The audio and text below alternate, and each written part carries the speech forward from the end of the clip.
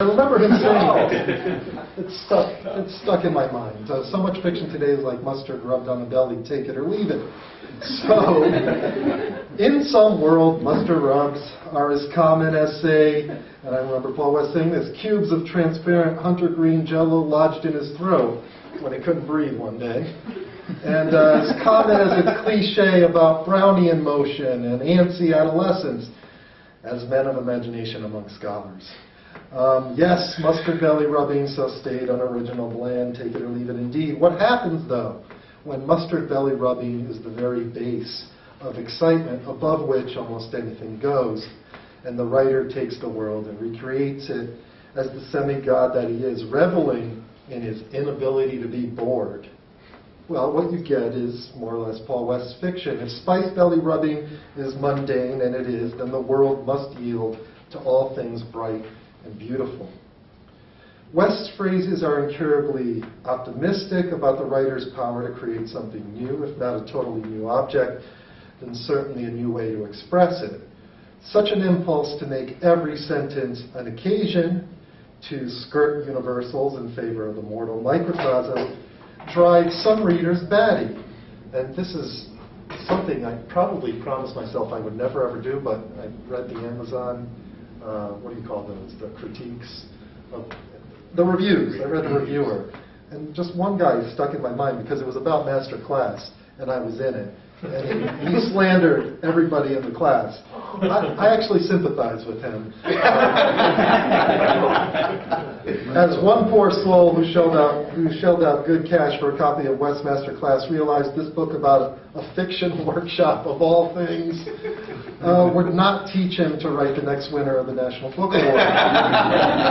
He excoriated West for bloviated, egocentric, Latin and Greek and French-ridden verbosity. He was especially incensed, and this is what I really loved, he was especially incensed that the hyperbolic writing in the book purported to be actual conversation from a fiction workshop.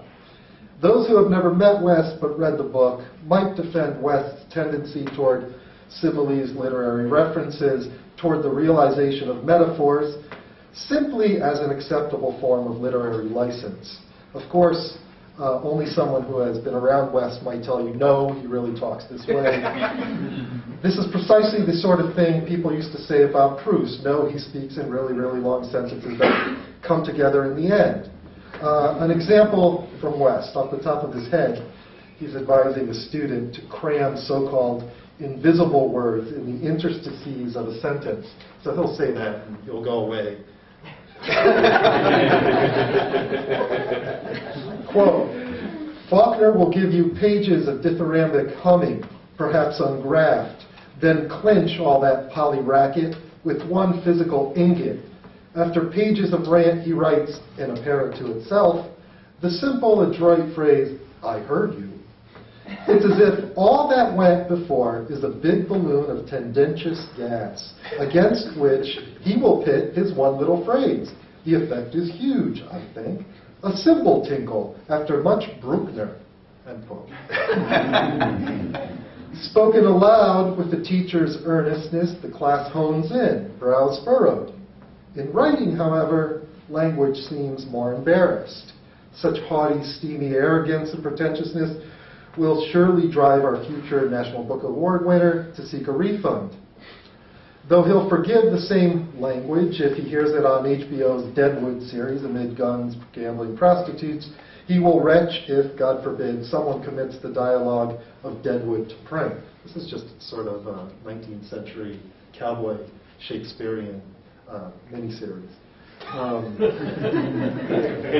And it does little good to insist that this is just West being West. If our book buyer holds West in contempt, then he must find the company of geniuses who prefer to keep their ideas to themselves. All this mustard belly rubbing is just preamble to what I really want to say about West. Necessary preamble, though, because I want to start at a point where West's maximal expression is fixed at the root of a project, simply because the man, as well as the writer, is at work in the prose. He starts prior to his subject, his content, his material. And again, that's a sentence that I normally would never say and not believe in, but with some writers, I think they're there. he embodies what it means to be a writer simply because he's devoted so much of his life to it in a way that's totally unimaginable to me. He's a writer. This is his practically total identity. He starts prior to his subject, his content, his material. In a recent controversy between West and former UBuffalo professor and novelist John Coetzee, West's tendency to embellish history with purple flourishes came under Coetzee's attack. In his book, in Coetzee's book, Elizabeth Costello, Coetzee uses his protagonist Costello to criticize what he sees as West's fetishization of violence in the novel, The Very Rich Hours of Count von Stauffenberg. This is West's book, in which West reconstructs executions after the famous plot to kill Hitler. Coetzee's Costello declares the book obscene, and she repeats the word for its talismanic power to ward off so-called evil, to prevent the mind from venturing into history's dark places. West's depiction of the dingy execution room absolves the writer of responsibility to the truth. This is Costello. Since very little about the executions remains in the record other than a one-paragraph description of the implements used in a film made of those executions. Costello states that West capitalizes on the gruesome killings and indeed on the memory of the dead with a flourish of description that draws attention to the writer's considerable skills. Costello is concerned about the dignity of those who suffered death by torture and the needlessness of describing a scene in exquisite detail when a summation of the historical record will do. Though Coetzee's Costello realizes that the prohibition on dredging up the evil of the past may amount to censorship, she appeals to West at the level of ethics. A writer should not debauch his readers. He should uplift them. Indeed, literature itself should not be used to drag readers to the depths. Costello says that absolute evil passes through us like electricity. We're excited when reading ghoulish depictions, and it becomes a fetish, a sickness all the more debasing when the deaths depicted actually occurred. As an aside, I'll note, of course, that Costello is a fictional construction, but the fact is, Coetzee delivered the same critique of West's book in an earlier review, and Coetzee has given paper presentations at conferences that more or less parrot what Costello was saying in the fiction. The cellar of executions in 1944 should remain a forbidden place for writers. West, by contrast, has been known to state that literature is meant to unfit us for society.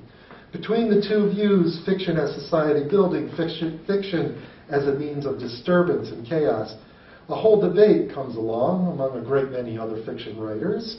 By now, given the many theaters of cruelty audiences have been exposed to, since Sod at least, the torturous theaters that predated Sod, we have a fellow here at UBuffalo who just wrote a book on Grimaldi, a famous English clown, and I was just reading about the sort of shows he used to put on. People used to get bludgeoned on the stage, and the crowds loved it. Physically assaulted and pelted. So it was part of the show. I mean, heavy rocks and stuff. So obviously this has been around, the idea that art isn't totally wholesome, or at least certain forms. Safe. Exactly. Nonetheless, it seems that in the world of reading, at least, the literary novel is a hallowed object. How else to explain the response to Kathy Acker's novel censored in many countries, or to A.M. Holmes's End of Alice, and perhaps most tellingly, the arrest of J.G. Ballard's British publisher. The publisher was brought to trial on charges of indecency. The publisher's advocate put Ballard on the stand in defense of his client, and he asked him to defend against charges of obscenity. Ballard's response to the advocate startled him. It is obscene. It hadn't occurred to the advocate that a writer would be willingly and deliberately obscene, and the text in question was, "Why Want to Fuck Ronald Reagan," written in 1968. By now, a writer who tries to disturb readers is simply treading on old ground. Hollywood, I suppose, excels at obscenity.